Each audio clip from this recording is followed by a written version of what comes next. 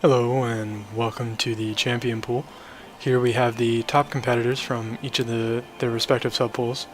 In this case though, we are taking 3 from the first subpool because it was a 3-way tie and I didn't feel like going through the tie-breaking process with them. But of note, Starficz was actually tied with Drills in the third subpool, but in the matchup between Starficz and Drills, Starficz had actually won. So Starficz got to advance, and let's get this one going. Up first, now we have FGD up against Debris. These two met in the subpools. I have no idea how long or how that went. It has been too long. That entire thing is gone from memory, but looking at the fleets now, I'm feeling like Debris has the advantage.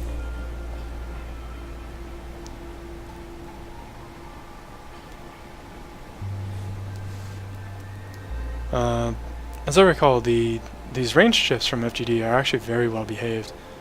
You can see them kind of backing away, and they've got their front armor designed in such a way that they're actually surprisingly durable.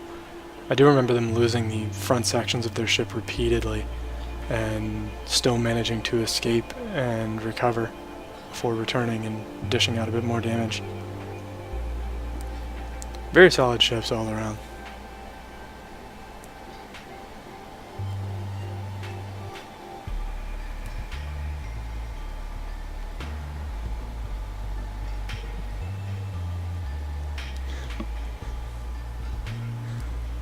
You people are monsters.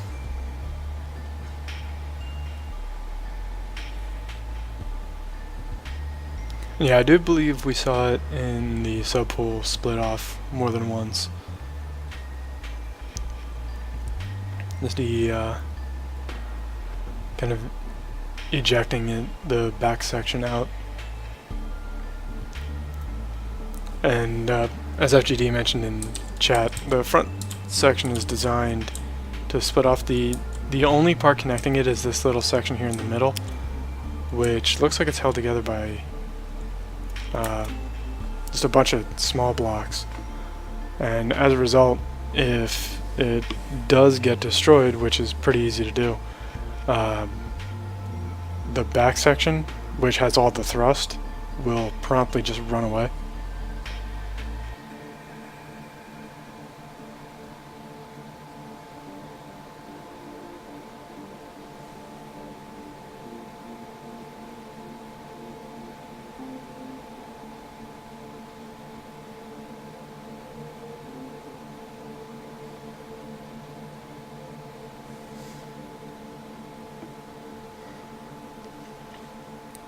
But a rather solid point lead in Debris' favor, coming into the end of round 1. Yeah, I remember how this went now. It was, Debris ended up winning in the subpool by points, and a relatively narrow point lead each time, but a lot of that is owed to the fact that FGD is relying on kiting ships, which historically have been a tremendous disadvantage for the crystalline ships. Their missiles are relatively slow, and they don't have any other long-range options.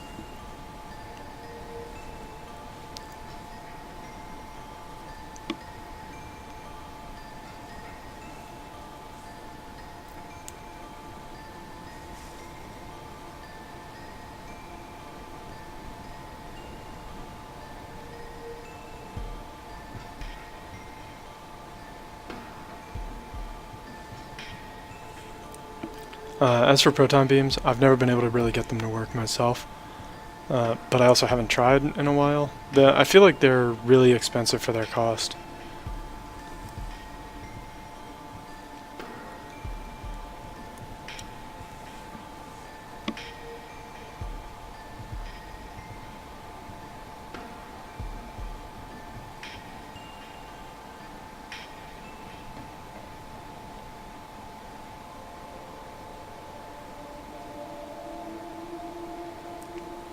Yeah, one of Halorsa's first submissions used a ship that had a proton beam on it, but Halorsa has that dark magic. I don't know if I would necessarily try to replicate his results. He's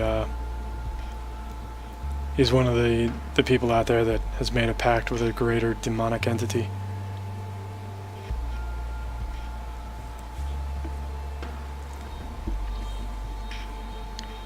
Also in that same submission, Halorser brought a missile and rocket kiter as well.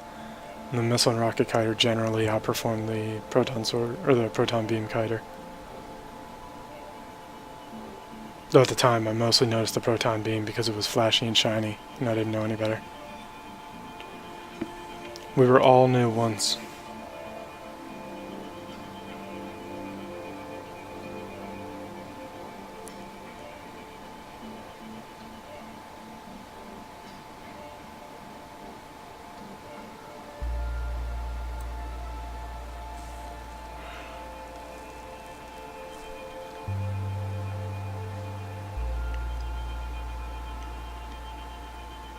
But coming into the end of round 2, we can see a pretty solid point lead in Debris' favor. Looks like Debris will be taking this match, which, as I remember, is how it went in their sub-pool as well. So not terribly surprising.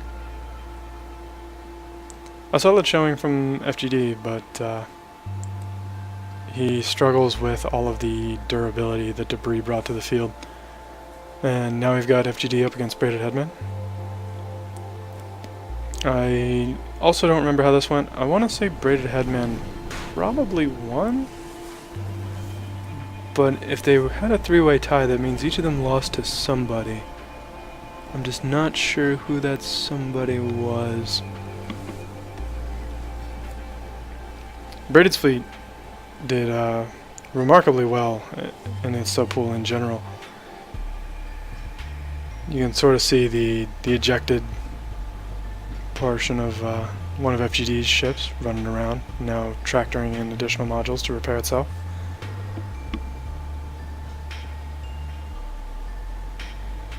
Meanwhile, though, the other ship from Braidedheadman is just dispensing hate on the distractors from Fgd. Of course, the Braidedheadman's fleet only has 2 ships in it, and so if one of them is off kind of meandering doing whatever it wants, that does mean the other one is not necessarily in a particularly good position. As you can see, it's like a core and a half a dozen armor blocks, and there it goes, finally dead. But I think it may have done enough to afford Braided a chance. Fgd has the point lead, but I think Braided is faster, so he's going to be able to run down these ships. A remarkably close fight, but looking at the scoreboard, it looks more and more like Fgd might just take it. They're only a couple hundred points apart. It could very easily still swing either way. And you can see the front section kind of breaking off from Fgd's ship as designed. But Braidedheadman brings a lot of damage to the field.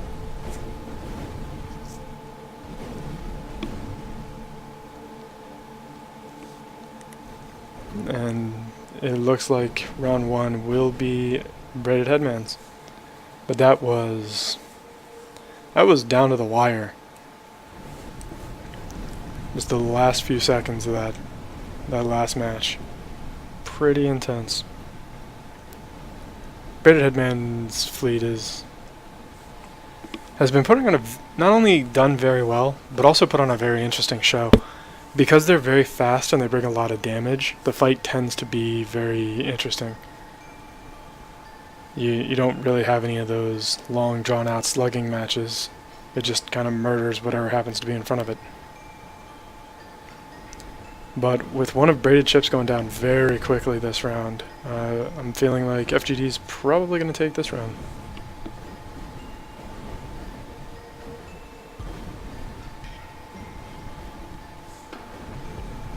And Fgd takes round 2. There was a much more solid win from Fgd's fleet over Braided's. I think Fgd overall has the advantage, especially with the distractors doing their job here, keeping Braided ships kind of corralled. But the antimatter ships from Fgd have not shown up during that time when they really needed to. There was a perfect opportunity to really capitalize on the fact that the ships were immobile, but Fgd's ships just didn't show up. I'm not really sure what they were doing.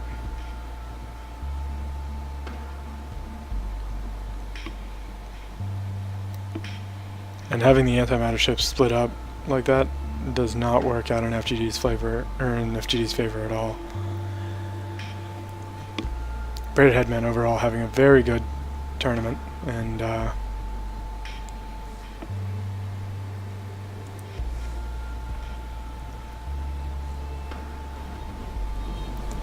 really showing some things we hadn't particularly seen before. Most of the time you don't see duo fleets. This tournament's kind of the exception. There have been a few in this one, but in most tournaments you generally see people using at least 10 to 15 ships. But Braided's using just the 2, and they're doing very well. You can see even though the 1 has been brought down to almost nothing, it managed to recover in record time. I think he's got his ship set up so that they also regenerate very quickly, which you can do by positioning your blocks in such a way that every block is touching as many different blocks as it can. The end result being that basically the ship will have the maximum number of possible ways to regenerate.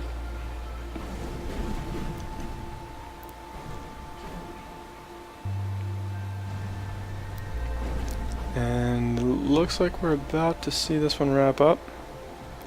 And there it is. Braidedheadman wins. So next we have FGD up against Dukeslayer.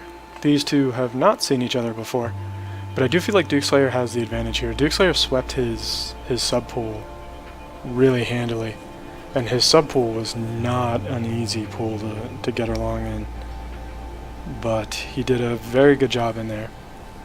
And a lot of that was owed to the fact that his ships are just remarkably durable.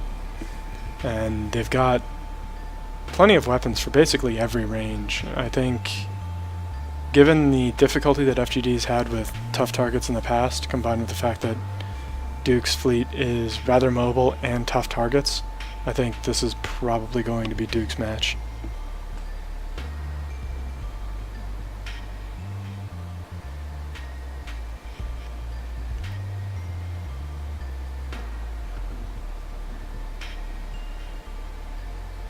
And yeah, there were 3 farmers in Duke's subpool, but if we look at some of the other names that were on the list in Duke's subpool, he swept Climhazzard, Armifer, Icemorn, and Extirp 7.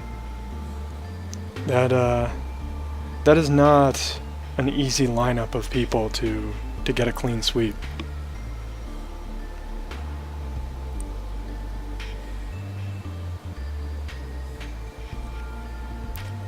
As well, the Meatballs, I think, should scare just about anybody. Let's see, what do we have here? I think the Meatballs have a very good chance of actually taking the tournament in general. Certainly well above an average chance.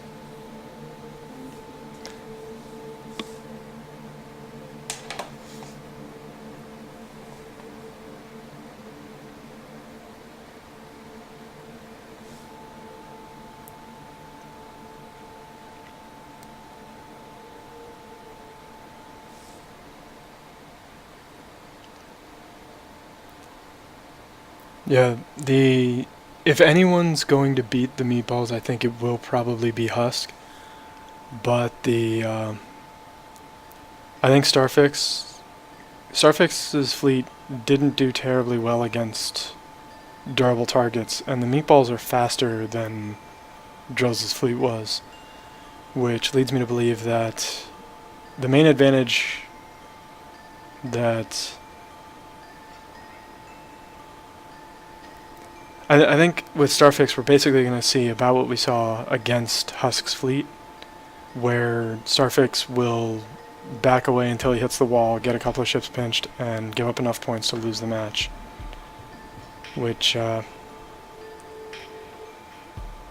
thing is, the Meatballs and the Order Reaction Fleet are essentially the same sort of archetype. They're the spinning brawlers, but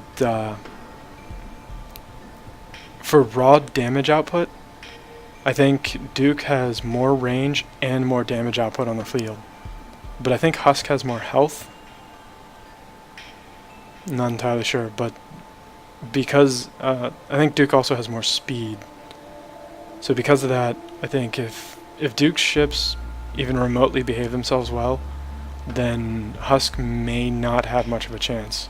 But a lot of that's boiling down to whether or not the AI behaves. And I will never bet on the AI. You just can't trust it.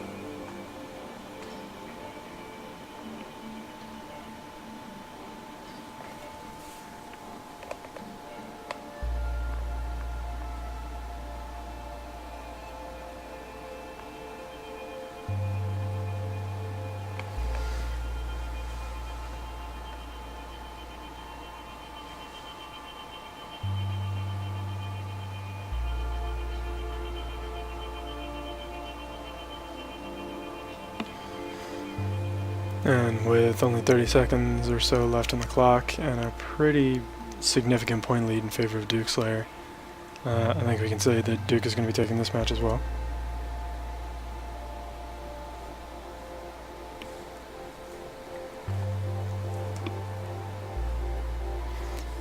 Yeah, I think the cheap distractors are probably going to get cut down surprisingly quickly, though.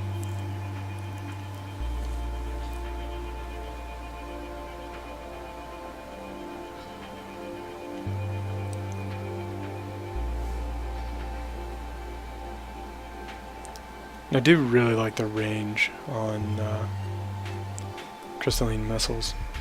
Things just fly for an eternity. And next up we have Climhazzard up against Fgd. That's right, Climhazzard had these little suicide satellites. The suicide satellites bringing a lot of damage to the field, but they're also relatively fragile compared to most of the other things we've seen in the tournament so far. Those proton sword ships, though, if they get a good angle, they of course will do a ton of damage themselves. Climhazzard overall just bringing a very aggressive fleet. A lot of the times what we would see out of Climhazzard is a very large freighter surrounded by an escort of significantly more dangerous but less durable ships, and the freighter would end up distracting the enemy with massive piles of armor. But Climhazzard going a different way this tournament, and instead designing just a bunch of very small, very fast, and very dangerous ships.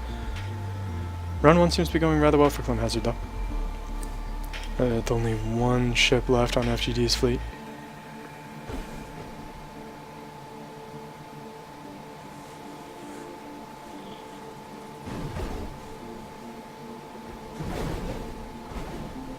And Climhazzard takes round 1.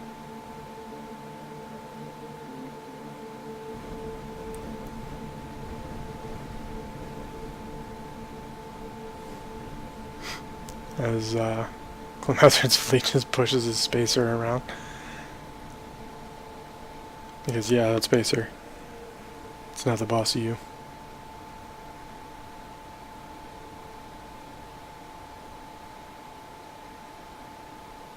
Proton swords are such a devastating weapon. And catching the Fgd's kiters from the back is not panning out well for Fgd's fleet at all, as Climhazzard takes the match.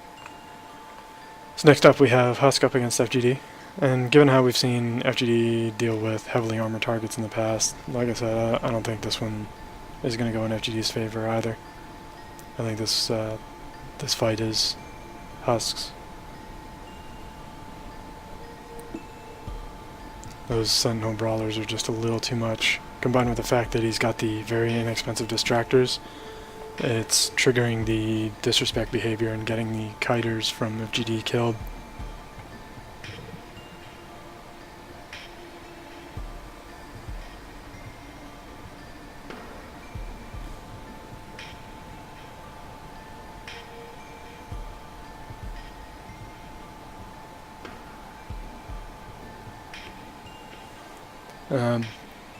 As for how much a fair price on a distractor is, I generally, it depends on what I want them to do. If I want them to just distract the enemy,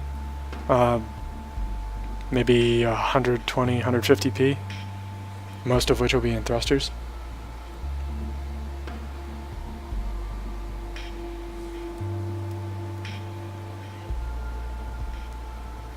And they shouldn't be terribly fast.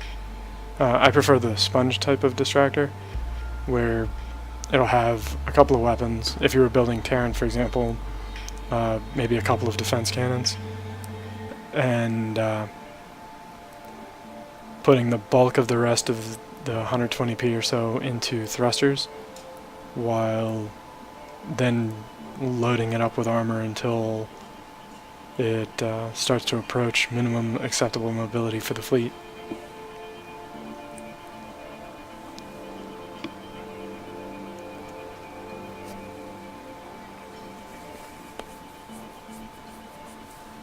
Although generally speaking, I don't really build those that often. I do build a lot of budget brawlers though, where, you know, for a tournament like this, it was 16k P and a 32 ship maximum. So building brawlers that are at or just below 500 P, those generally work out rather well too. But you can really only use that sort of strategy with Terrans and Sentinels. The crystals, in order to really make a brawler, have to have cannons, which means they have to have a generator, and the generator is like 200p or some dumb amount like that. But the Husk, we can see taking round 1. And I wouldn't be surprised if round 2 went about the same. The kiters, if they're actually trying to kite, should be able to keep their distance well enough. And I think that's what we were seeing the bulk of the last one. But the fleet from Husk is just too durable, and any mistake from FGD's fleet is going to create an irreconcilable difference. But with the brawler thing, you can really only do discount brawlers with Sentinels and Terrans, because the Crystalline are the only other ones who really make good brawlers, and they have to have the generator, which the Terrans and the Sentinels don't. The Sentinels generate 1,000 energy per second, the Terrans generate 300 per second just on their core, meaning you can save out on that generator energy and just use the core to power it.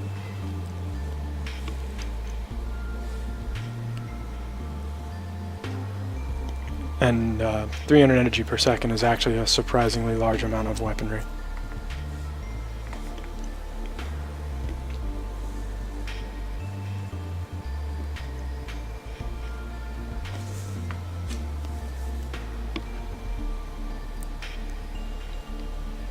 Yeah, I think Dragonflies would have done pretty well in the third pool. They would have gotten shredded by Starficz, but overall, looking at the rest of the fleets, I think Dragonflies would have been a solid sub-pool 3 entry. I don't know that they would have been able to handle Fly Paste either, though.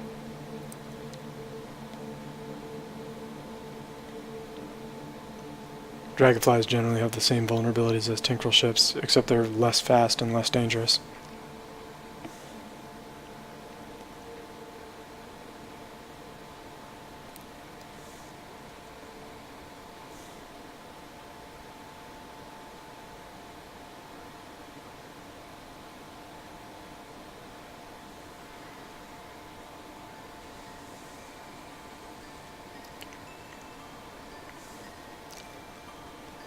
Yeah, so antimatter cannons are a decent weapon. The alpha strike on antimatter cannons is pretty solid. but the weapon doesn't offer much overall damage output for the cost.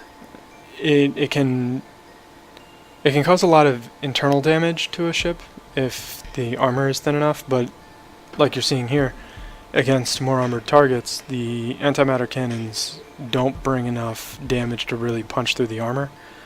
I think instead of having the 3 kiters, I think if you had had 1 kiter with 4 antimatters and used the remainder of that to build 1 or 2 brawlers, I think the fleet would overall have been stronger for it.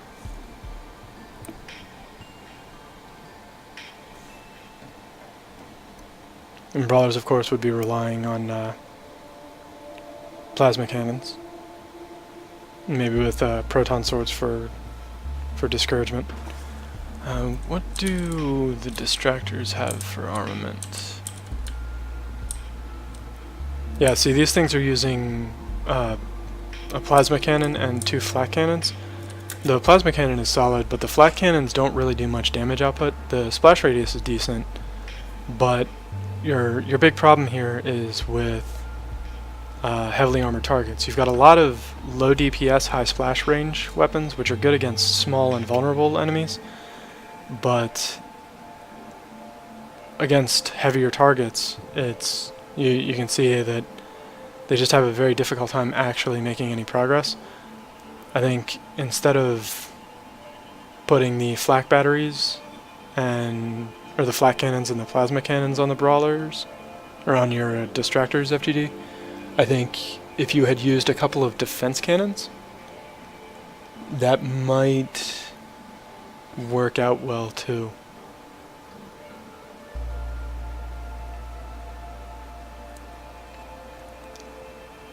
Defense cannons do a lot more damage than people give them credit for. I think they're like 150 DPS for a 6p gun. The only problem is they drain power pretty quickly, but if you can run them on the generator, on the power generation from the core, it doesn't really matter. And basically any number of weapons might as well not cost power until their use demands that you include generators. And I think you can run something like 4 or 5 defense cannons on the Terran core generation.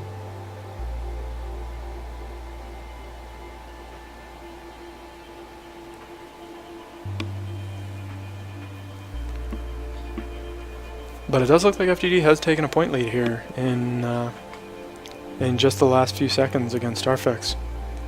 Really solid showing from FGD as well. Like I was saying, FGD has been around in the community for a while, but hasn't been in the NMSS tournaments before. I'm not sure how much tournament experience FGD has, and I'm fairly certain there's a very big difference in the overall meta design philosophy between the different regions.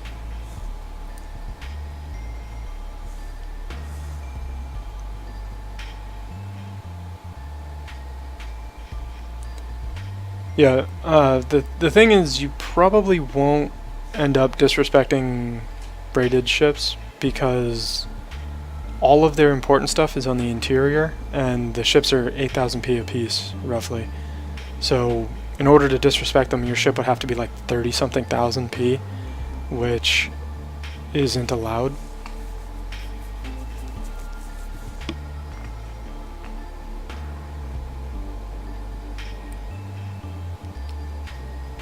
Gotcha. Yeah, 1 versus 1 is very different from fleets. There's just obviously a lot more going on once you start including multiple ships. And 1 versus 1 is a Tinkerel playground anyway. So, round 2 though going very much in Starficz's favor. I don't know if FGD is going to be able to pull this one back, but FGD still has over half of his ships on the field, but I think he might have lost his kiter. Yeah, I think he already lost all of his kiters, so the bulk of his damage is off the field.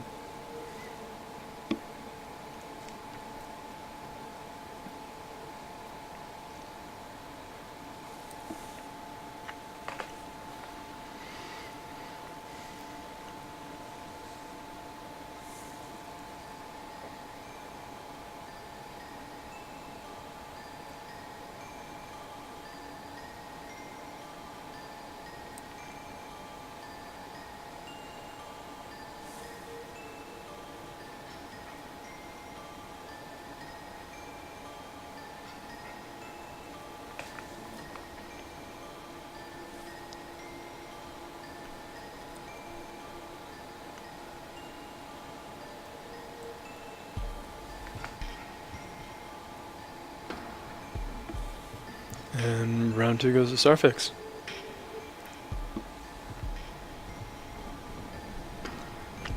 And yeah, the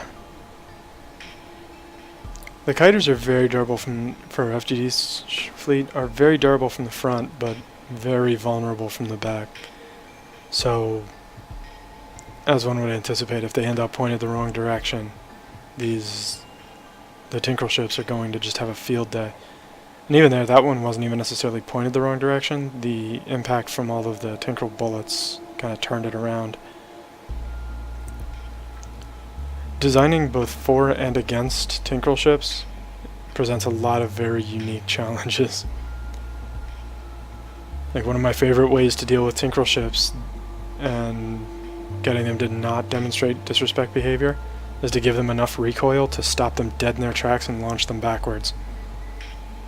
I call it recoiling my way out of problems. And Starficz building up another very big point lead. I think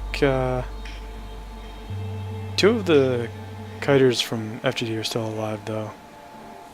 So I think he does still have a pretty decent chance.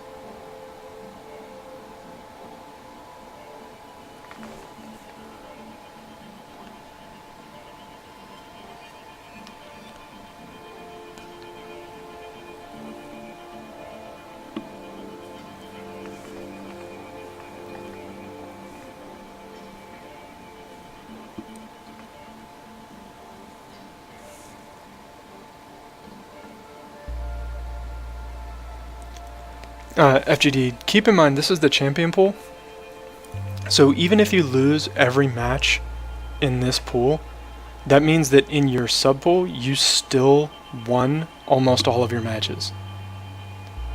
So even if you lose every match in the champion pool, I don't think there's any reason to feel ashamed, because you were in a 7 fleet pool and you had 5 wins, so you only lost 1 of your 6 fights in your sub pool. That's really solid.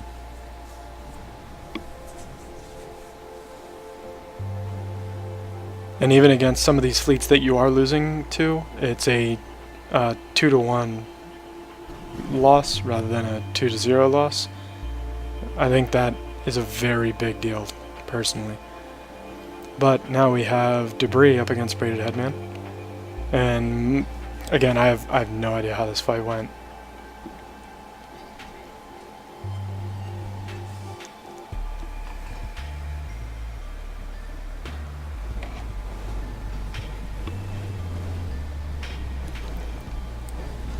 Yep, just remember, of the 22 submissions, 15 of them didn't even make it to the champion pool. So even if you lose all of your matches in the champion pool, you still did better than 15 other fleets.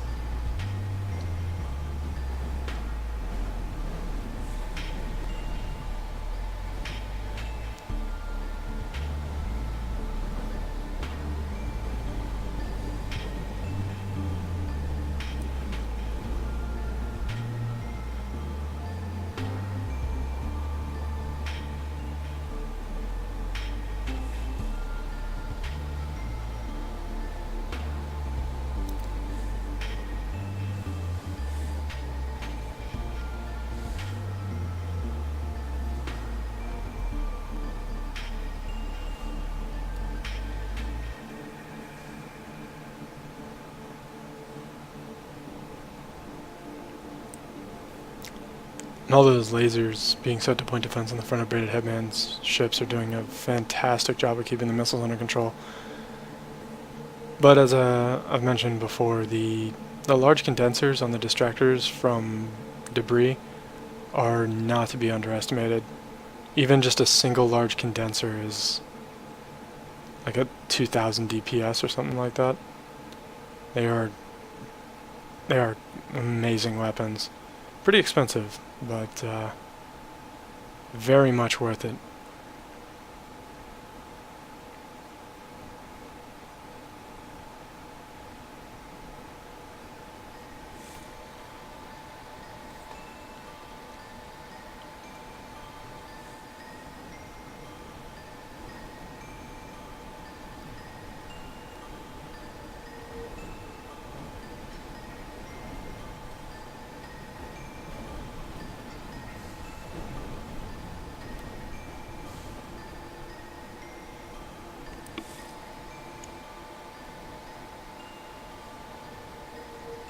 Yeah, for the crystalline, the large condensers and their thrusters are both very durable. Almost on par with armor.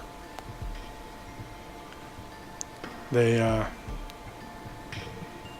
the only real vulnerable parts in any crystalline ship are basically its generators and its core.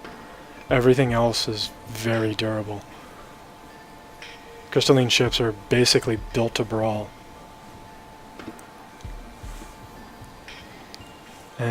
But Braided takes round 1.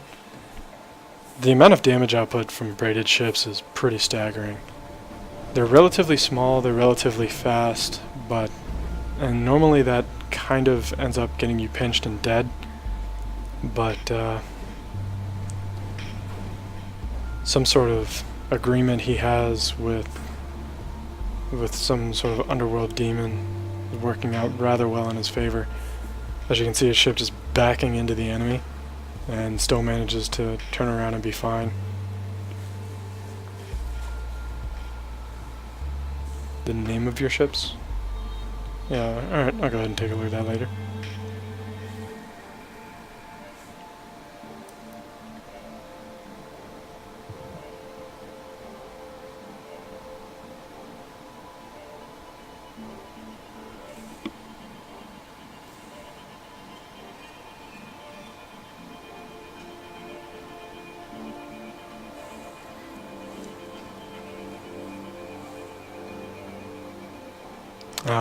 Right.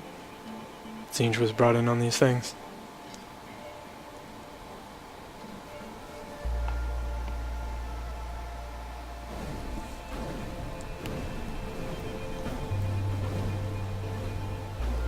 Yeah, as much as I really like the condensers, I think if Debris had gone with a smaller condenser and brought missiles on the distractors as well, I think that would change a couple of his matchups too. But that does bode very poorly for Braidedheadman's fleet. This big guy from Debris just inflicts harm wantonly, recklessly, and with great enthusiasm.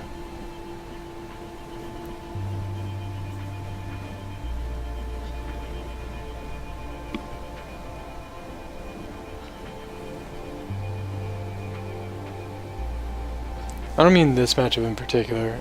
Braided is almost immune to missiles, but other matchups in general. There's a lot of time where Debris' ships just aren't participating. Like right now, if you look where all the distractors are, they're just kind of like hanging out here. They have some thruster arrangement problems. They just don't know what to do. But even at this range, they would still be firing. So against a target that wasn't quite as immune to point defense, they'd still be participating and still be useful. Hey Husk, you didn't make the champion pool. Sucks to suck.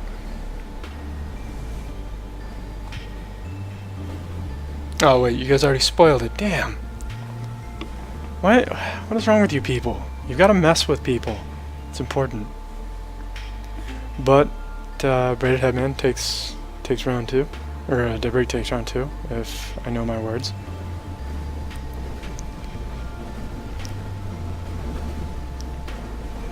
This is not promising for Braidedheadman though.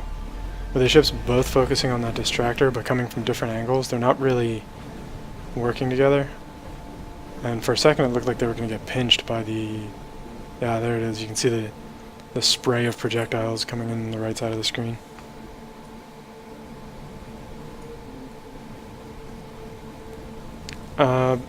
I didn't really see it, but if I were to put smart money on it, I would say that it got pinched by the main battleship from Debris. It's about the only thing I can think. If it got a whole lot of plasma condensered from the side, it's about the only way a ship would die all of a sudden.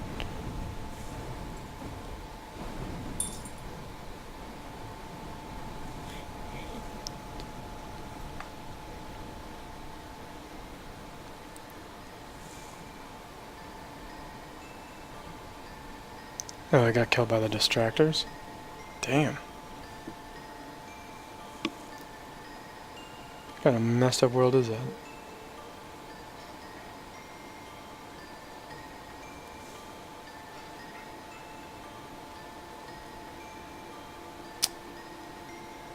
Braided, why did your ship run so far away?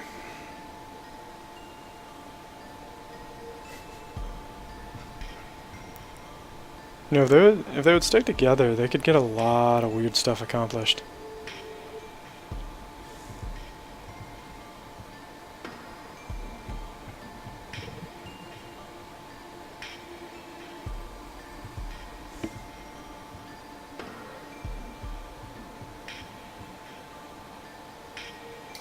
And that almost looked surgical.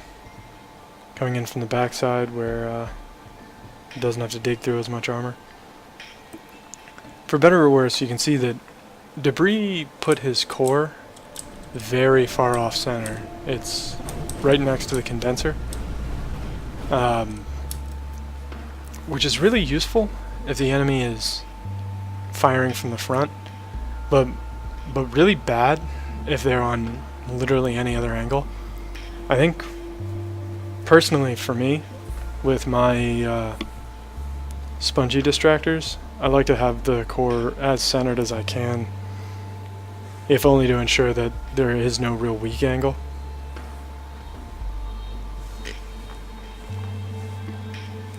Well, the short version of what happened with Splinter's farmer ships is that farmers still haven't made the champion pool in a standard format tournament.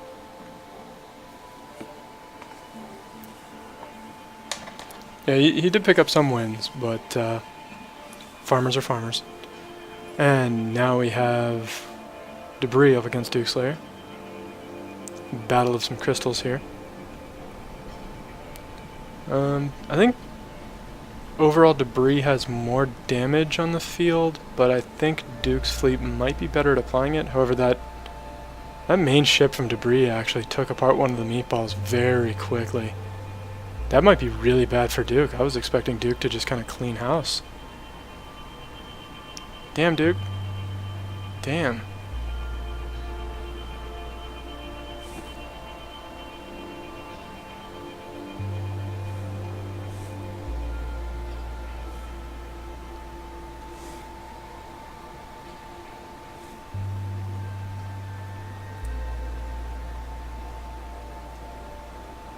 And Debris just gonna knock Duke out of nowhere.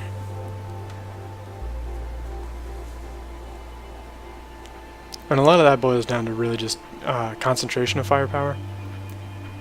Even if Duke and Debris had the same amount of overall damage on the field, Debris has almost all of his damage on a single ship. As a result, if that one ship will try to concentrate that firepower on a single target as much as it can, which, if you've ever played an RPG, either MMO or otherwise, you'll know that it's generally better to systematically kill individual targets rather than trying to spread your damage among every target evenly.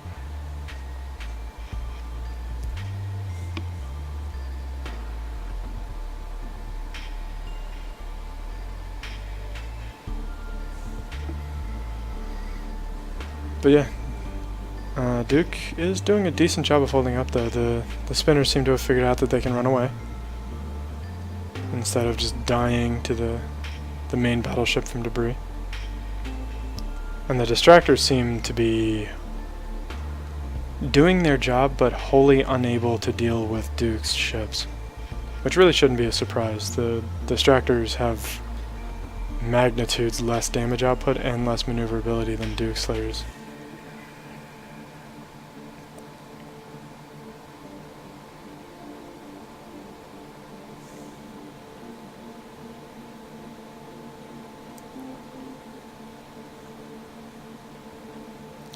And only a couple hundred points separating them at this, but round one to Debris by about 300 points.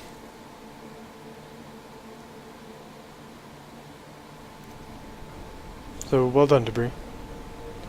Let's see how round two goes. If Duke's ships managed to not get murdered in the earlier stages of the fight, I think Duke will probably be able to get it. Because you gotta remember, Dukeslayer did... He did lose 2 of his ships almost immediately. So with 2 ships down, he was still able to claw it back to a 300-point difference. If the ships don't die, which this time, so far, they haven't, I think Dukeslayer might actually have the advantage. As you can see him slowly taking apart the distractors. But that main ship from debris is something else. That's a very serious battleship.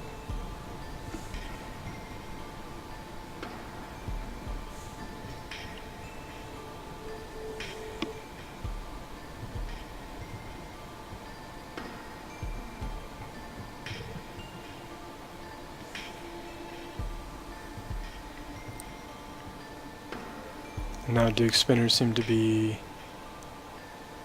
appreciating the damage output of the main battleship. Trying to keep their distance.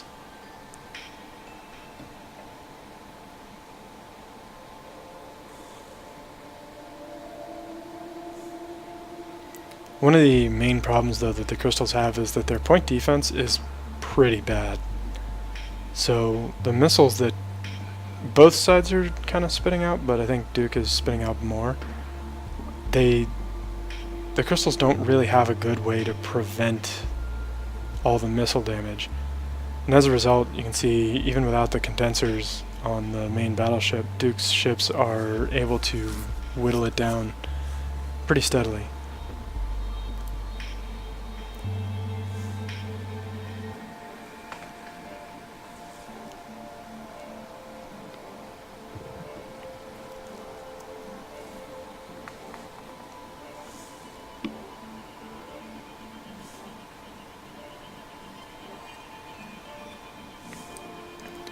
And yeah, if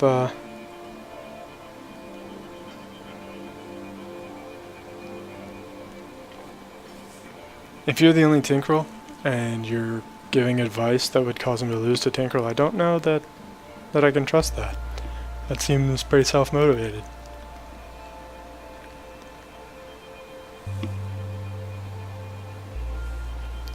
And round 2 goes to Duke. So as we saw, it all hinges on whether or not Duke loses early ships. And given the positioning here, I don't think Duke is going to lose early ships in this one either. Although the one Meatball did get pretty surrounded. That could be bad news bears.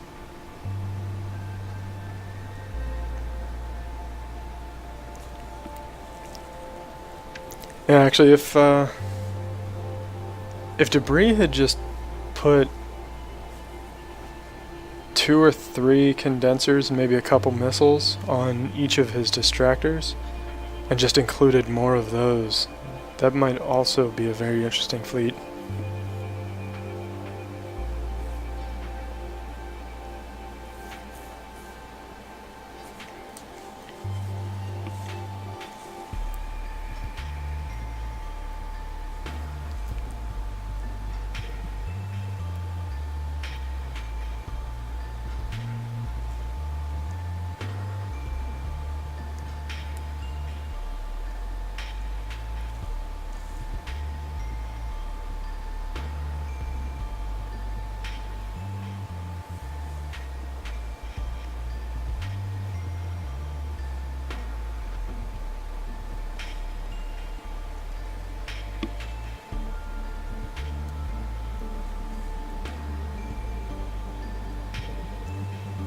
Yeah, you might kill the big guy, but I don't know, only a minute left and your ships mostly are dealing with the distractors. I think if debris also included some turning thrust on his distractors, that would do very well for him too. As it is currently, all of his thrust is forward and backward, which under player control can still cause the ship to turn, but with the way that the AI works, it just won't fire thrusters if the enemy's like off to the side. And that's kind of what we're seeing right now. Like, this ship is alive and functional. all it would really have to do is run the reverse thrusters on one side, the forward thrusters on the other, and then come over here and engage. But it won't, because that's not how the AI does it. It only fires thrusters that are that will point in the direction it's trying to go.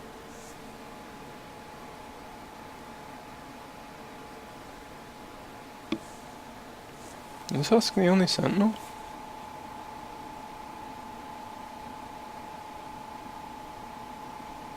Yeah, I'll be damned. Husk is the only sentinel. Alright, so next up we have Debris up against Climhazzard. Given the disregard for their own health, I don't know that those satellites are going to be long for the world in this matchup, but they've surprised me before. See how it goes. Those proton swords, though, I think are pretty much forfeit. As dangerous as proton swords are, the distractors have a lot of health, and the battleship has a lot of damage.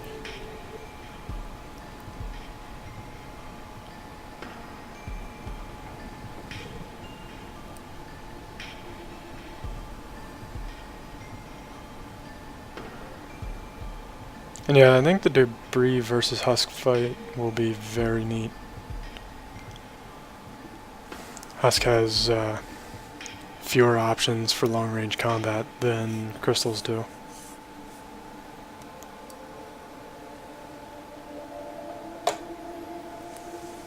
And, you know, in today's episode of Mons Doesn't Know Shit, we see Climhazzard cleaning up pretty effectively.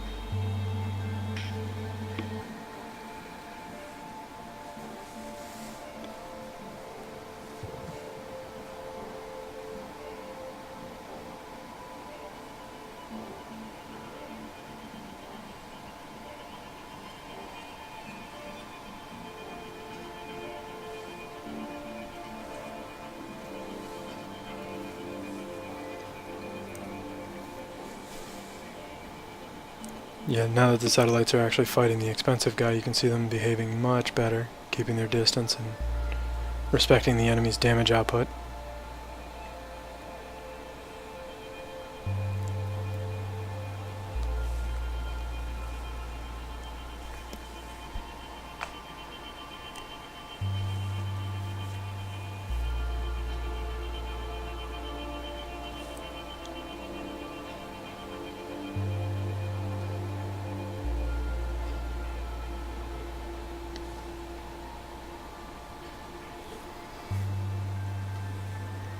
And there we go. Climhazzard takes round one.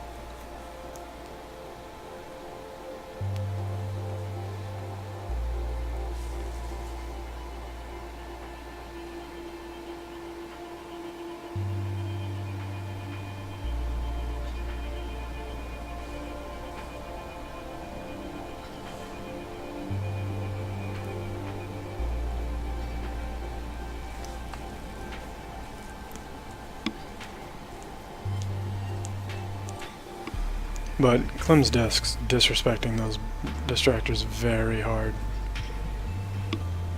That is always going to be a very uncomfortable encounter.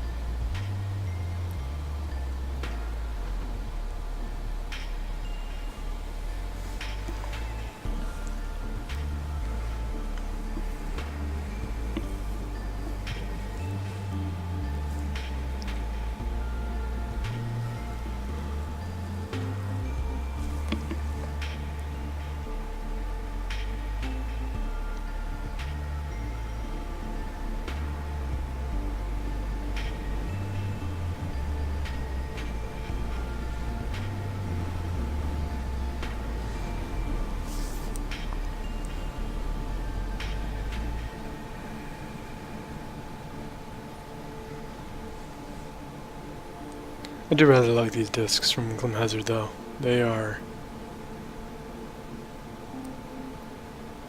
pretty much highly mobile glass cannons incarnate. Just watching them run around, being brave and then disengaging.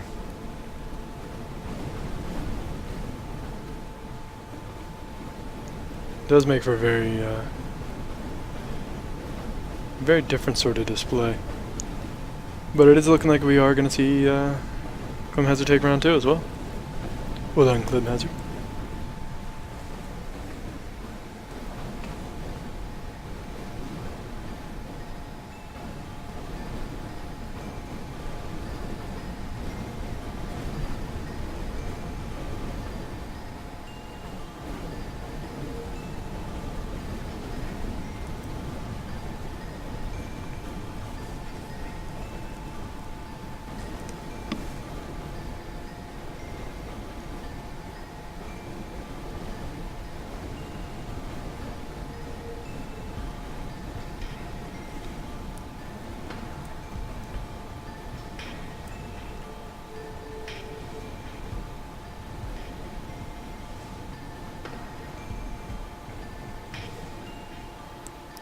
And there we go. Climhazzard takes the match. So next up we have Debris against Husk. As we were mentioning before, this fight could be weird. Husk is probably the most durable fleet in the tournament because of the Sentinels. But because the ships are fairly slow and they don't have the range advantage, it is going to let this condenser brawler kind of just, or the condenser battleship just do what it wants. You can see that stream of particles just digging through the armor. That is some very intense damage output. But it is getting distracted. It did have the one spinner dead to rights. If the ship plays it right, it can totally get the job done. Though getting flanked from the side like this pretty much seals the deal. I think that fact alone means that Husk will be taking round 1.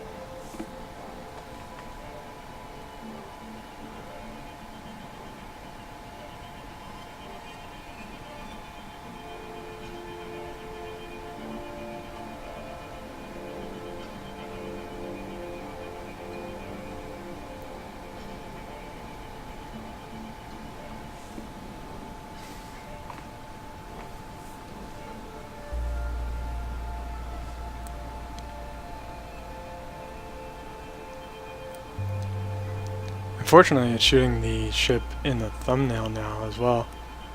You can see it, the outer layers of armor just slowly being peeled away.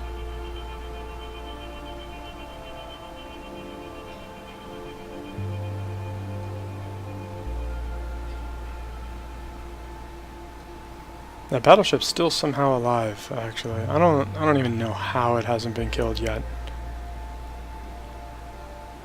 But there it is, still continuing to vomit forward condenser bullets.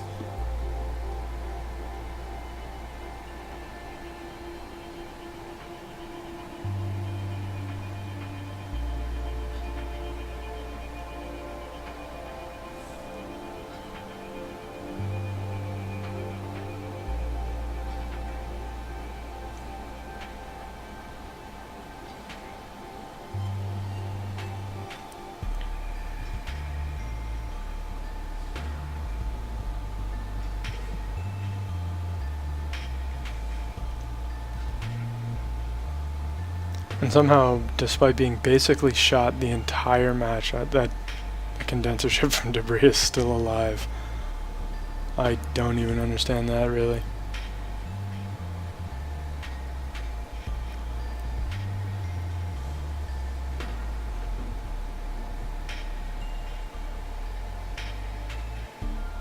But Husk does take round 1 on points. And I suppose that's round 2 probably won't go too much different. I just really wanted the Sentinels to win. Debris' fleet's been making a very good showing, and I really wanted the crystalline fleet to win. The Debris has been making a very good showing, and Sentinels win tournaments all the time. I'd like to see crystalline take a solid one. But for that to be the case, it has to win several more matches.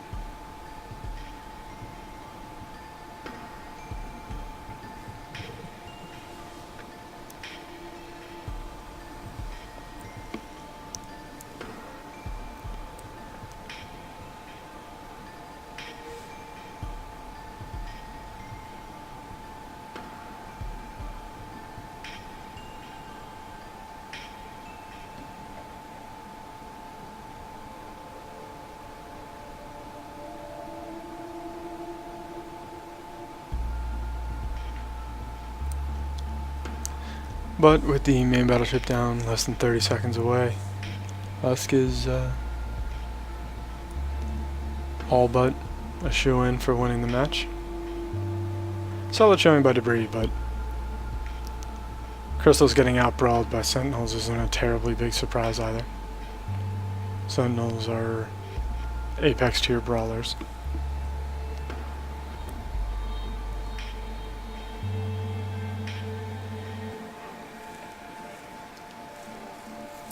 But now we have Starficz up against Debris. And again, Starficz has a hard time with hard targets. But at the same time, I don't know that Debris is actually going to be able to really reliably connect with any damage to speak of. He might be able to pin Starfix's ships up against the wall, but for the most part I think that's Debris' only hope.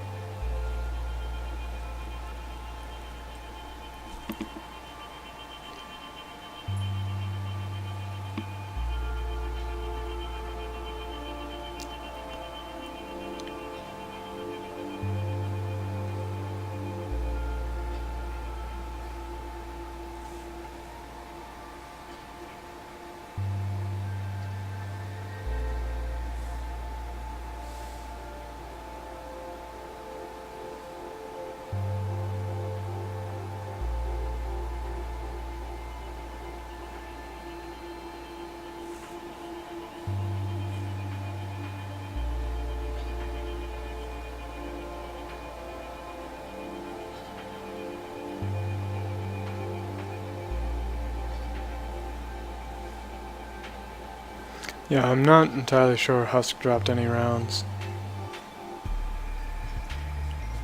He's kind of just been kicking the hell out of everything.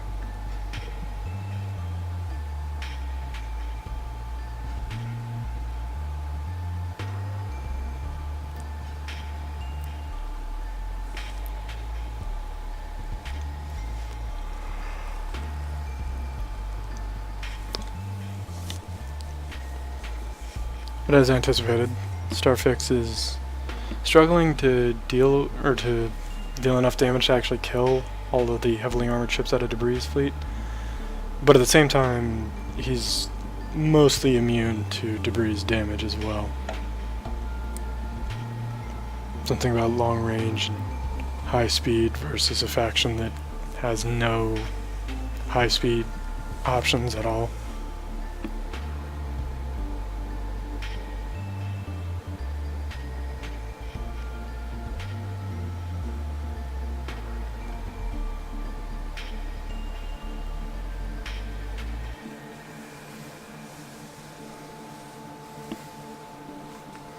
And Starficz takes round 1. And honestly, I can't imagine round 2 going a whole lot different.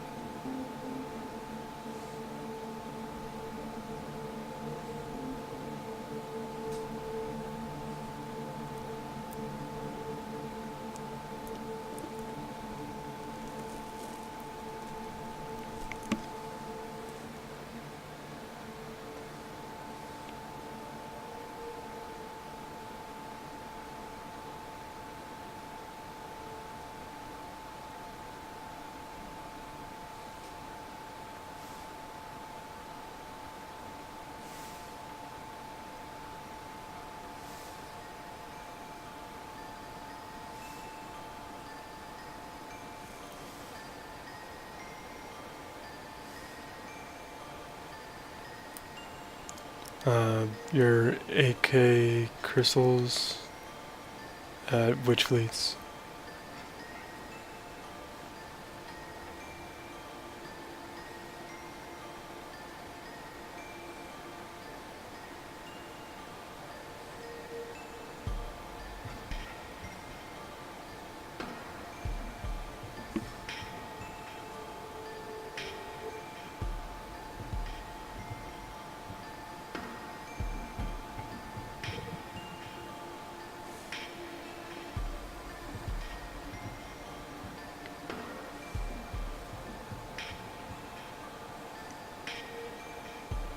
I don't really pay attention to trash talk in Discord.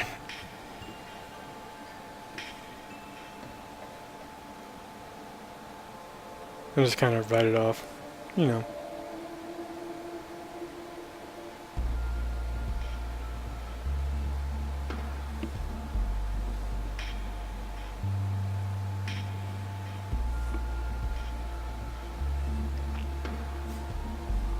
Yeah, basically, if I don't have the ship, what am I supposed to do?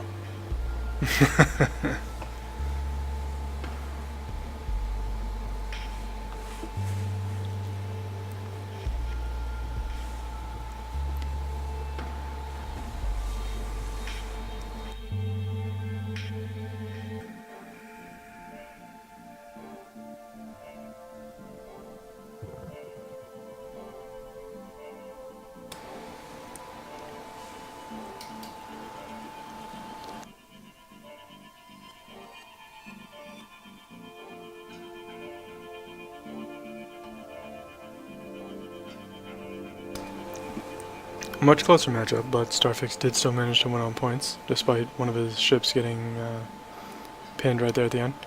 But now we have Dukeslayer up against Braidedheadman, which, of course, these guys did not fight each other before. And I don't think this is particularly optimal for Braidedheadman's fleet. The overall damage and durability of Dukeslayers is pretty impressive.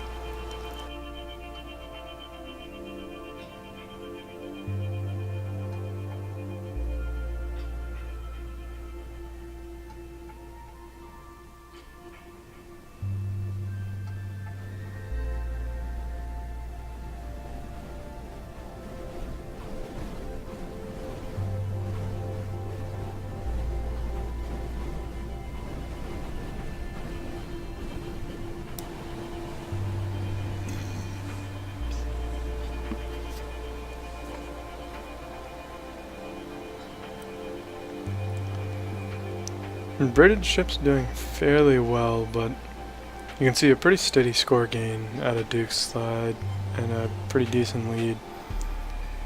I don't know if Braided's going to be able to do a whole lot, because in order to get close enough to actually apply his own damage. He has to make himself vulnerable to the damage that Duke has to offer. And generally speaking, trading blows with crystals is not favorable for most factions, even with the pretty profound damage output that Braided's been bringing.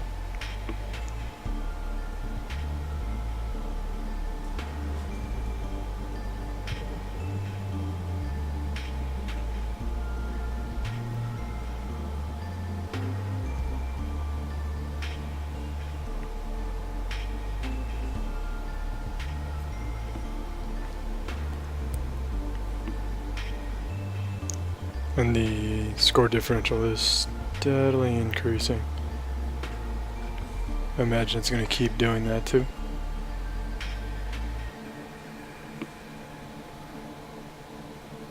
Indeed, nerve disrespect.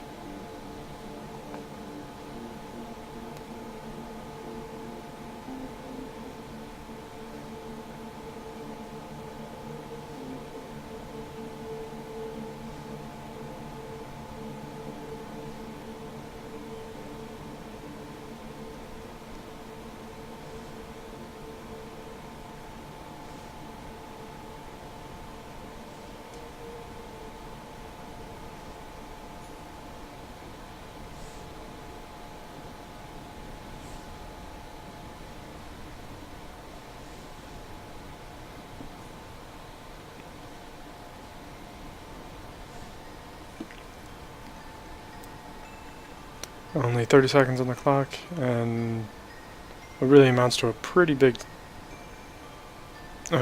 score gap. It does appear that round one is looking very favorable for Duke.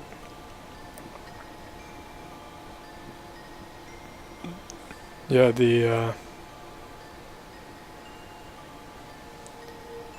missiles do seem to be very scary.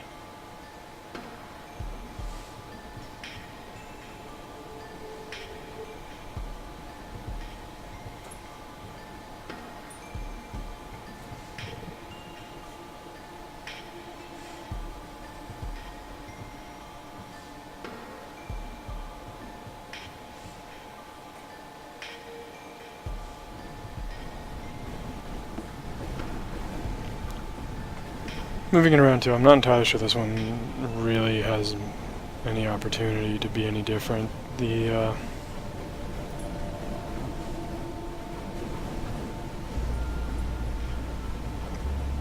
ships only have so many options in this sort of encounter, and as we saw before,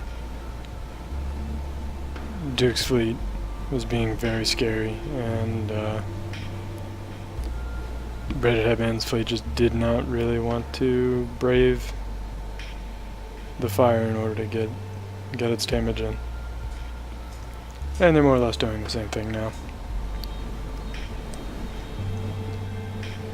I guess trying to rely on the railguns and whatnot for their main damage output, which isn't ideal necessarily.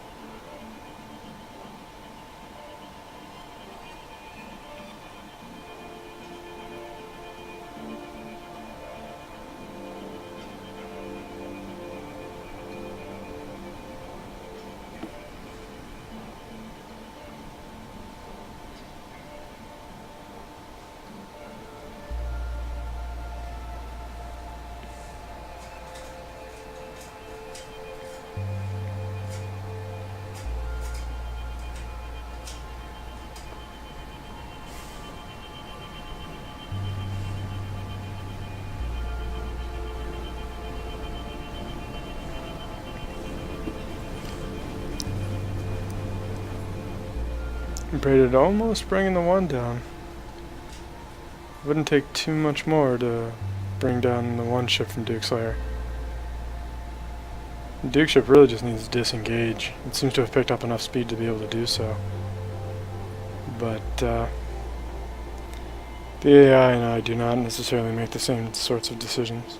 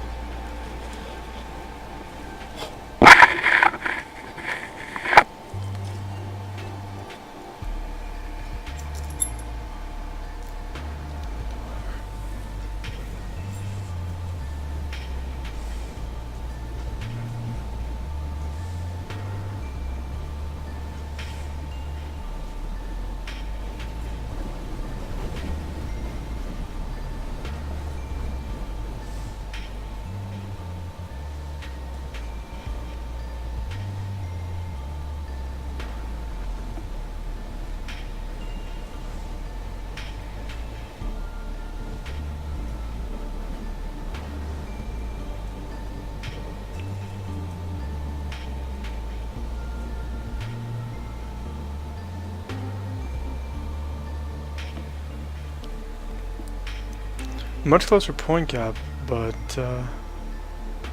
does still favor Duke by a little bit. Only 200 points and 15 seconds on the clock. This still could be anyone's game, but the gap does seem to be pretty steady right now. So it appears that Dukeslayer will be taking round 2 as well.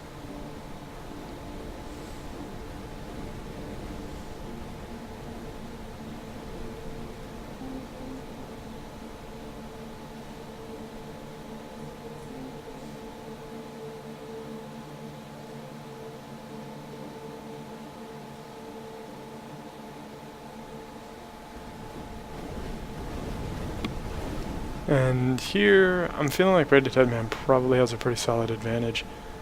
Climhazzard's fleet is a bit more fragile than most of the others, which goes very well in Braidedheadman's favor, considering that his ships have been remarkably durable, but they've also brought a lot of damage to the field, and a lot of damage against softer targets.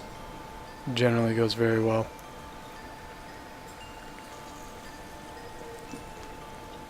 And yep, this hollow ring here is what happens when splash damage.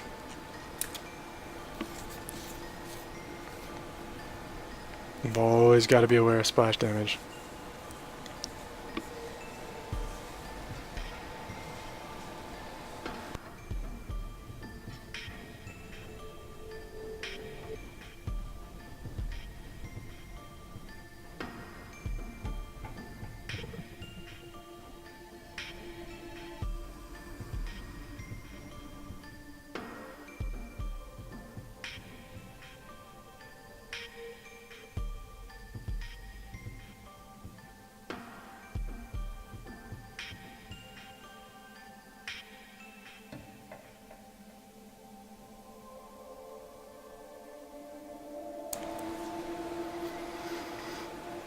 Now, like at the top of the screen, you can see one of Climhazzard's distractors running away at full tilt, trying to escape Braidedheadman's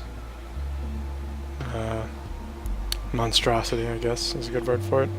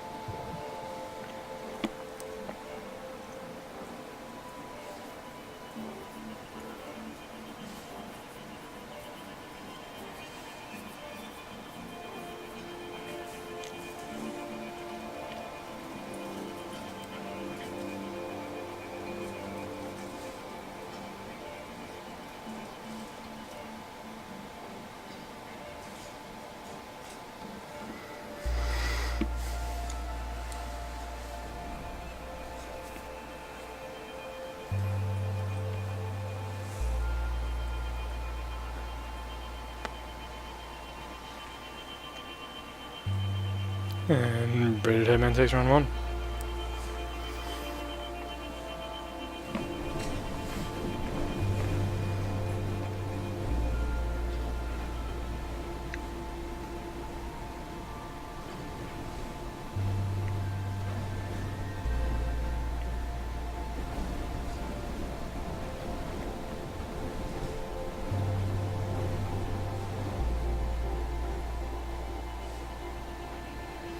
Another thing that's also interesting, and I don't believe I've mentioned before, you can see that the lasers coming out of Braidedheadman's ships are green, but you can also see there is a red laser coming out of it too. That is actually the manipulator, which applies physics effects to the target. Against larger enemies it's not a big deal, but it will bring missiles and smaller ships to a grinding halt. This is an interesting inclusion on Braidedheadman's part. They're also very inexpensive, as I recall.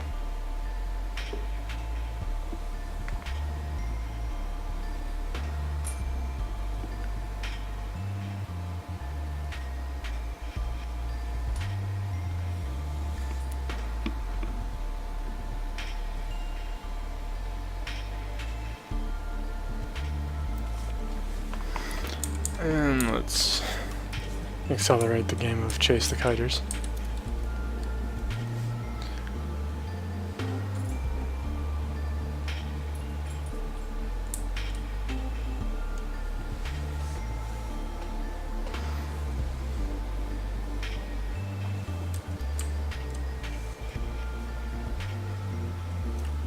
And next up we have Braidedheadman up against Husk.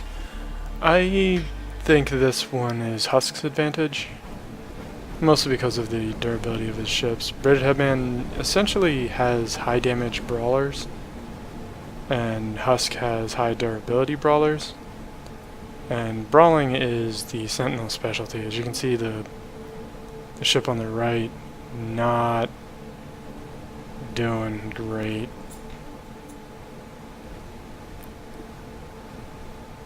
Braidedheadman has killed a few of the distractors, but that's really kind of their job. Although in true Terran fashion, it managed to escape conflict for just a second and managed to get fully repaired.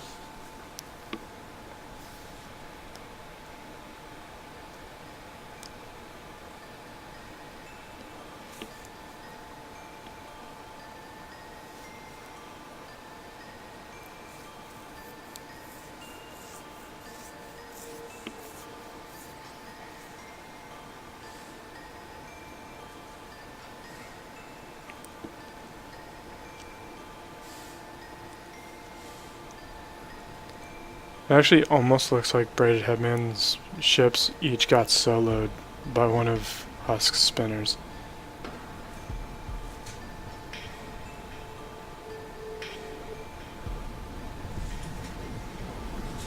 And if that's the case, then there's pretty much no way Braidedheadman's going to win this.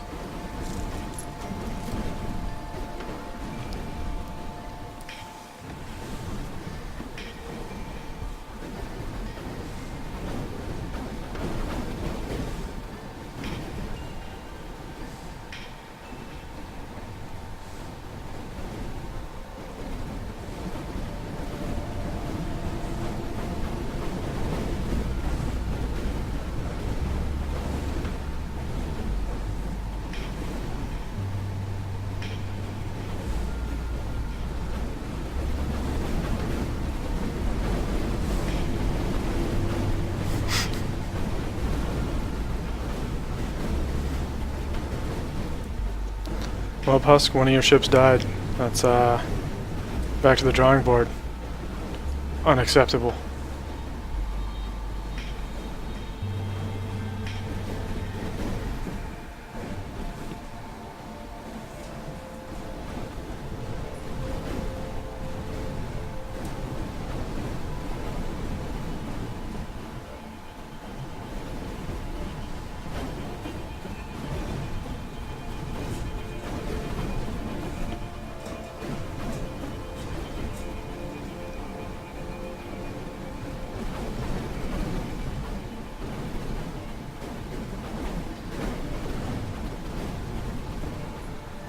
And Husk takes round 1.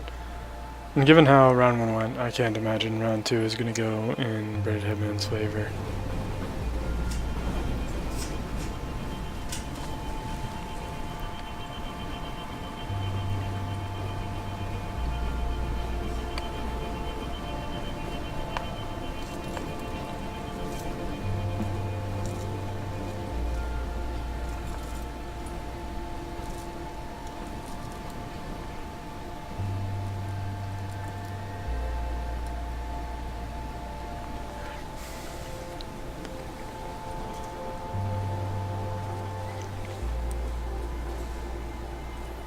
You can see Braidedheadman, who's been putting out a tremendous amount of damage this entire tournament, but Husk just has magnitudes more health than any opponent he's fought so far.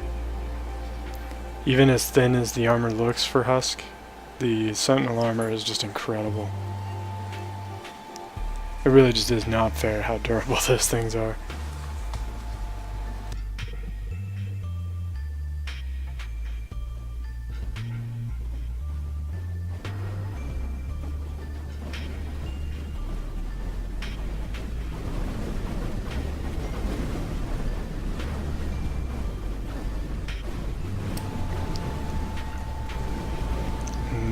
suppose it's just a matter of time before this last one gets brought down.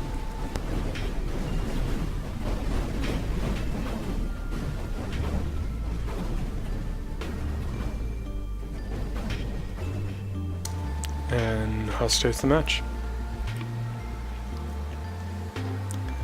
Up next we have Braidedheadman up against Starficz.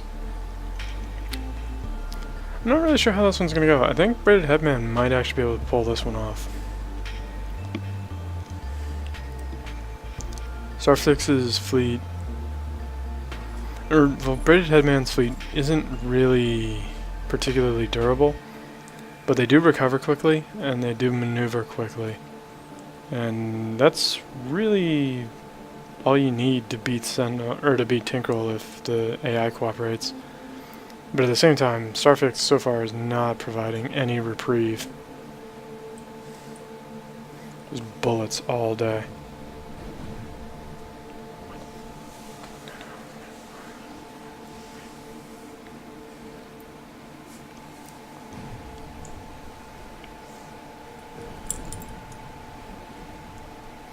And Starficz takes round one.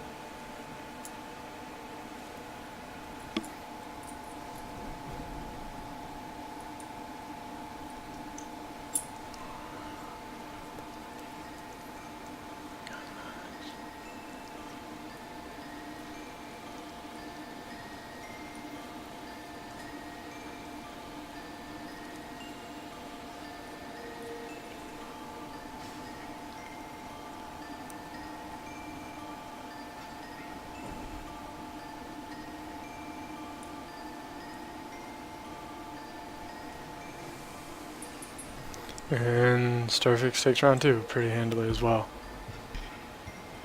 But now we have Dukeslayer up against Climhazzard. Unfortunately for Climhazzard, I can't imagine this one going in his favor. The Climhazzard kind of relies on damage output as well, and against Duke's fleet, I just don't think that's going to go in Clim's favor.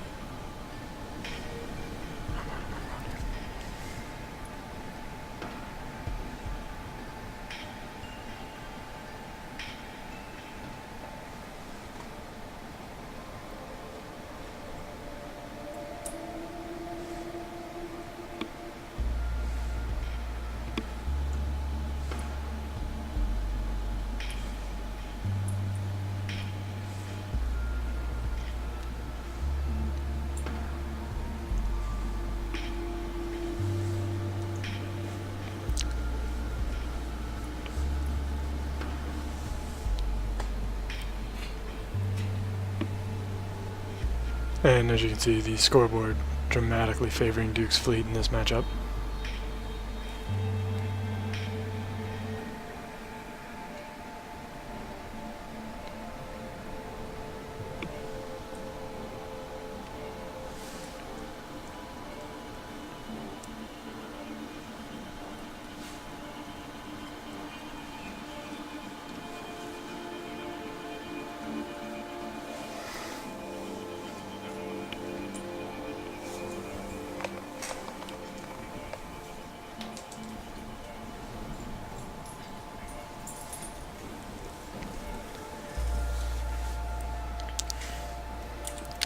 And in today's episode of Chase the Distractor, round one going in favor of Dukeslayer.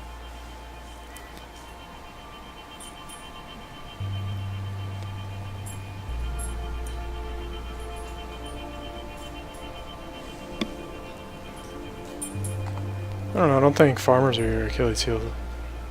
There, Spinner. I think you got that on lockdown.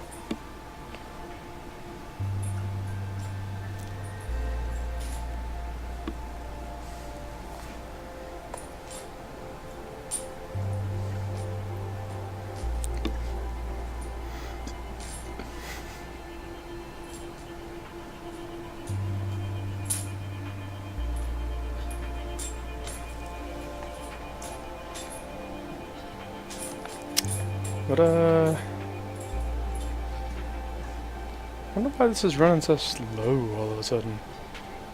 I don't really see what would be causing that. And then magically it's gone. I don't even know.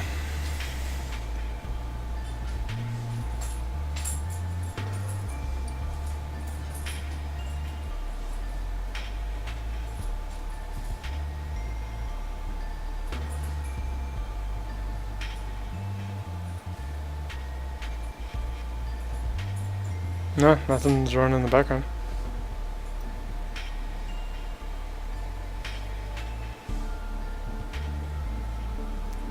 If it was a crystal missile thing, then wouldn't it still be a problem? You know? It's not like the number of ships launching crystalline missiles has appreciably decreased. And they haven't caused a problem in other matches. There's nobody using like 1,000 blast pulsars.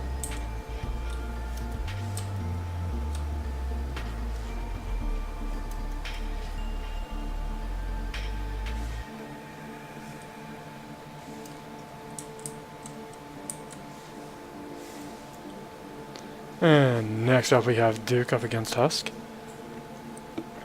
I think I mentioned before, this matchup I think will hinge entirely on whether or not Duke's ships decide to stay out of range.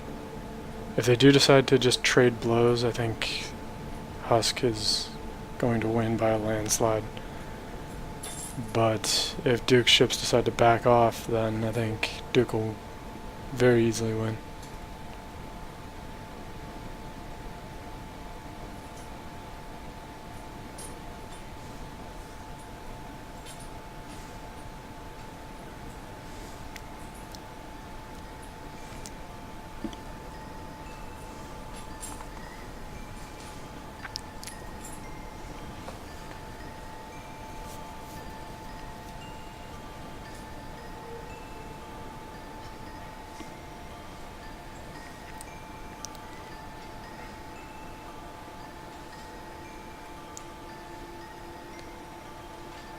Actually, Duke is just doing better in general than I expected.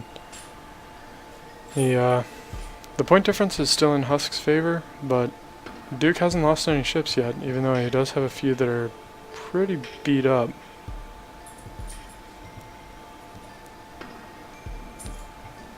Meanwhile, Husk is losing distractors pretty quickly. I don't know if he's lost any of his spinners yet.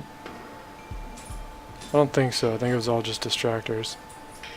But nonetheless, as ships start getting knocked off the field, it does mean fire will start to get more concentrated.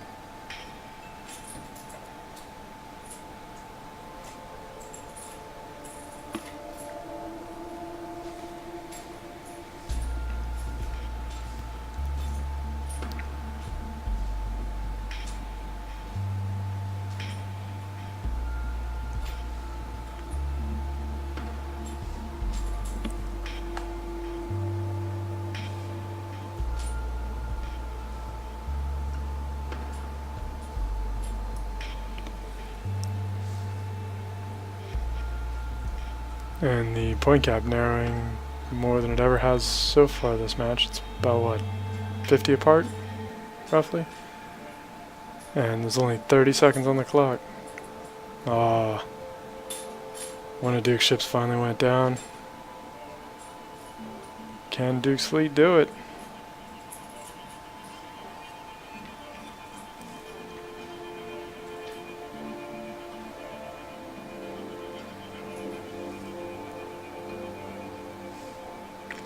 And it looks like Husk will be taking round one. The spinners cleaning up a couple of Duke's ships right there in the last 30 seconds, giving enough score to be basically unapproachable for the remainder of the round.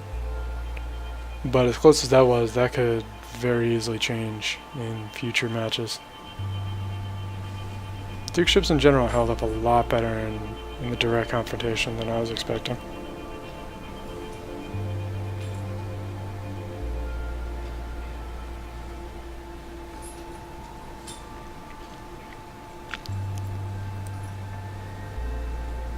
But you can see Duke spending a lot of time killing the distractors, which is exactly their job. Meanwhile, the spinners are barely even being looked at, let alone actually thoroughly attacked.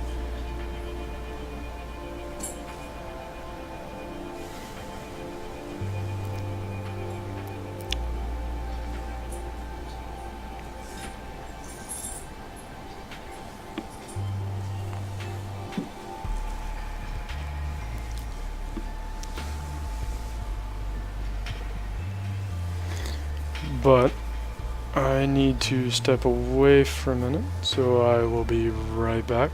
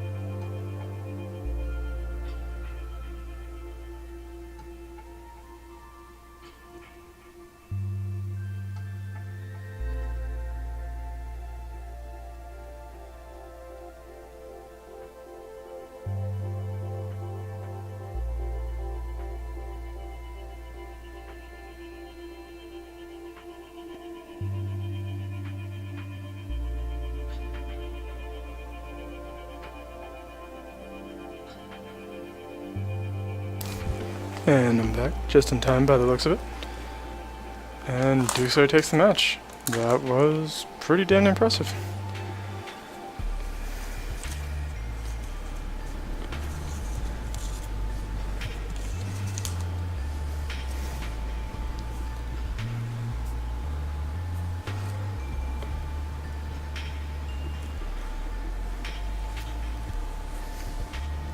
Yeah, after as convincing as that first round was with against Husk's fleet, I was very much convinced that Husk would be taking that one.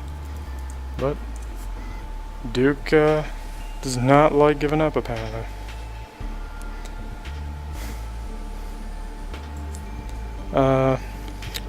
Somebody woke up and had to go to the restroom, and he only waits about 10 seconds, so once he decides it's time, it's my choice whether it's inside or out. And I decided I wanted him to go outside.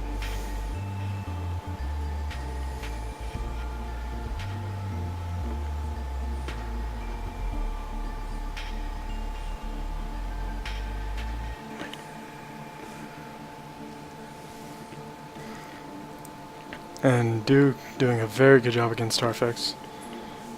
More or less what I was kind of expecting, since Duke and Husk are very similar designs, but between the two I think Duke's fleet is overall faster, and as a result it's going to do the whole pin the Tinkerel job a little bit more effectively. And the missiles are significantly better at longer ranges, which forces the Tinkerel to dodge and hide and try to run away, or just outright die.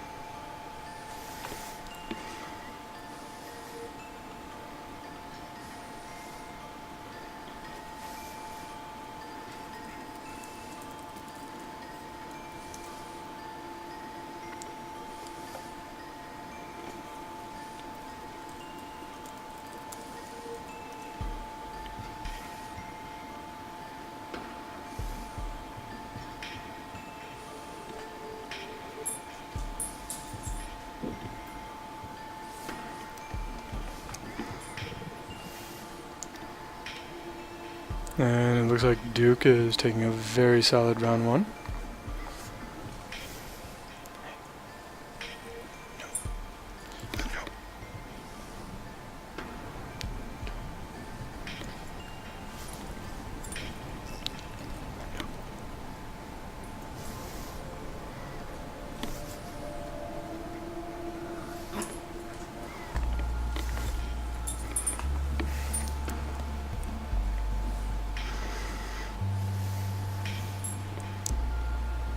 Well, Sentinel PD is in a very similar problem with Crystal PD in that it's mostly just trash.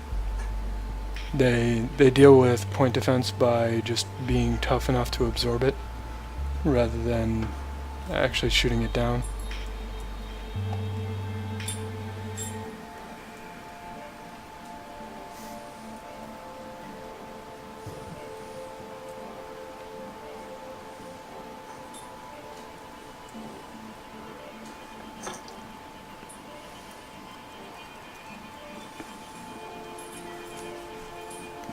Yep. Much play, very energy.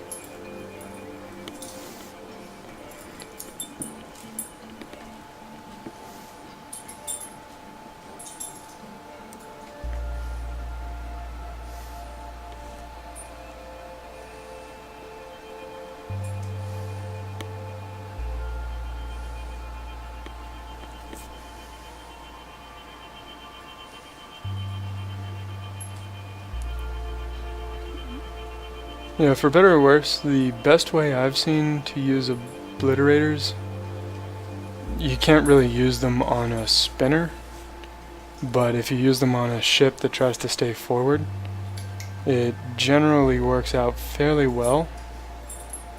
since the spinner will turn and do a fairly good job of keeping the obliterator on target.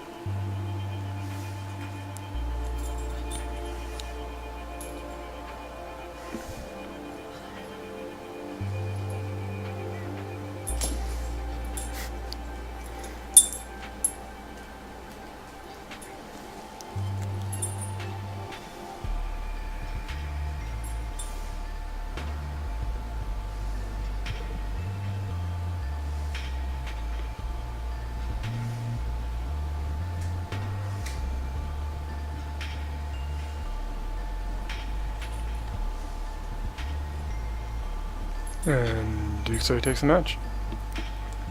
So next up we have Climhazzard up against Husk. And I'm afraid for Climhazzard this probably isn't going to go terribly well. And if I saw that correctly, that was 6 wins for Duke. And in a 7 participant pool, you can only play 6 matches. So I guess that means Duke wins. And by that I mean congratulations, Duke. Well fought. But we do still have a few matches left. In particular, we can see Climhazzard having a very bad day against Husk's tanks and spinners and whatnot.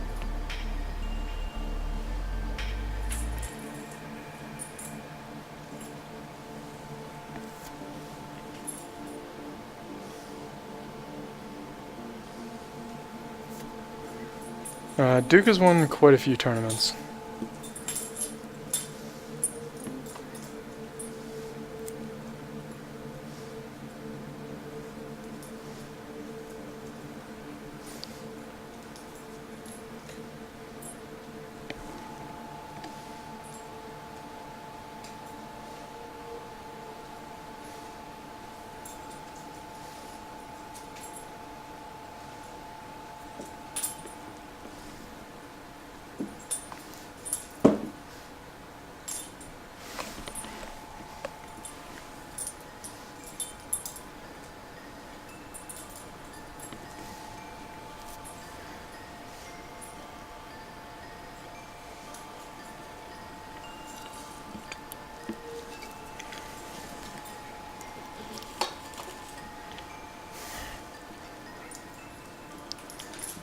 Yeah, I think Dukeslayer might be the...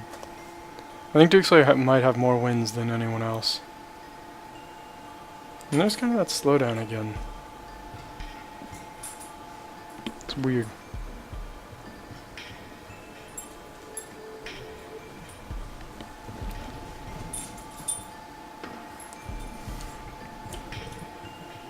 And the Chase the Kiter happy hour.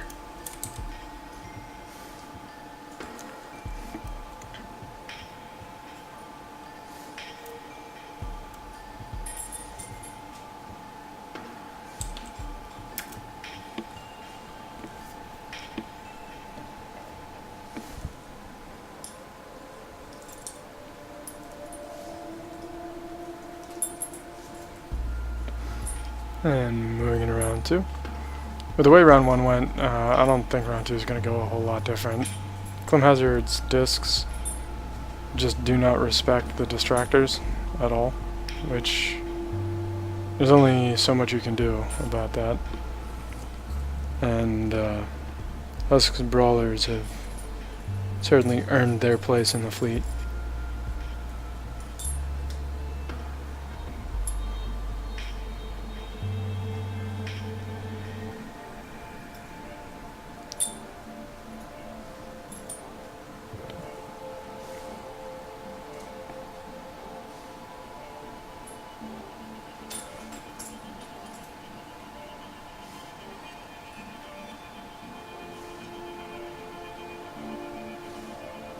Yeah, I could see that. So I guess the key is if you're gonna destroy Climhazzard ships, you have to completely destroy them.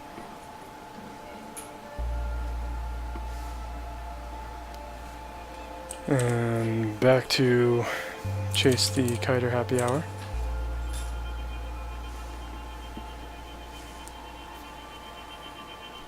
Just hurry up a little bit. But congratulations to Husk on taking this match pretty handily.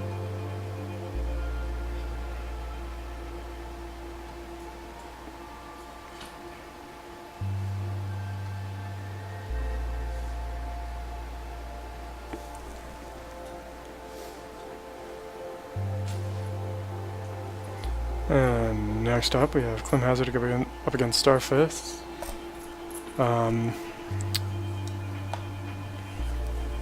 This one I feel like is going to go in Starficz's favor.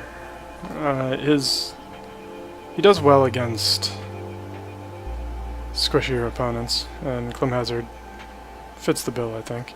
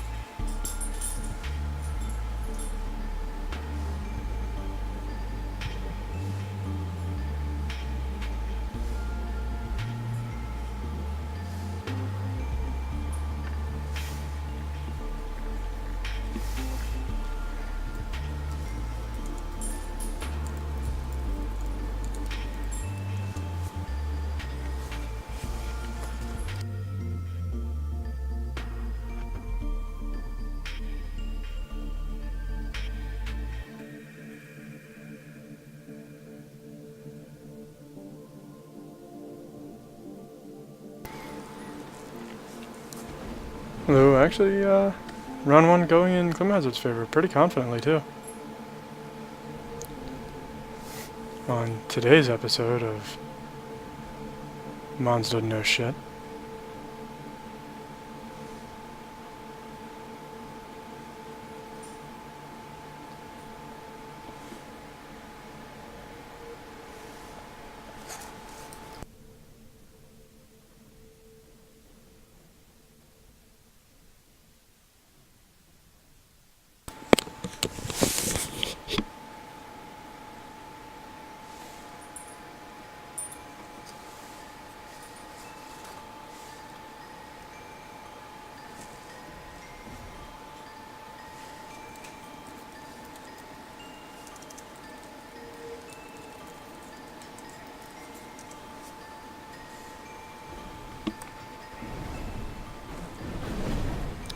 And Climhazzard tanks the match. And finally, for the last match of the champion pool, we have Husk against Starficz, which we already saw once in the sub pool, but let's see if it happens the same way again. In the sub pools, we saw Husk ended up just pinning the Tinkrels up against the wall and then killing them. And I'm feeling like there's a pretty fair chance that that's going to be what we're seeing here.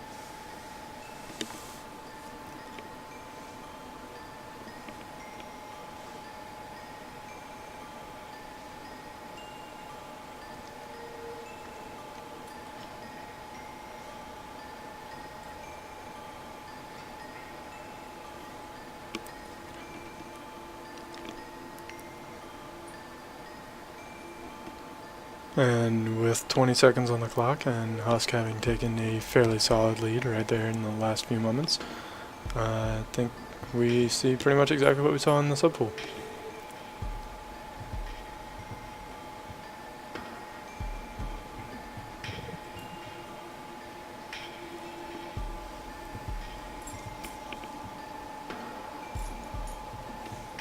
And Husk takes that match, but Duke takes the tournament. So congratulations to Duke, and thank you to all our competitors and to all of you for watching. Have a good one, and I hope you enjoyed.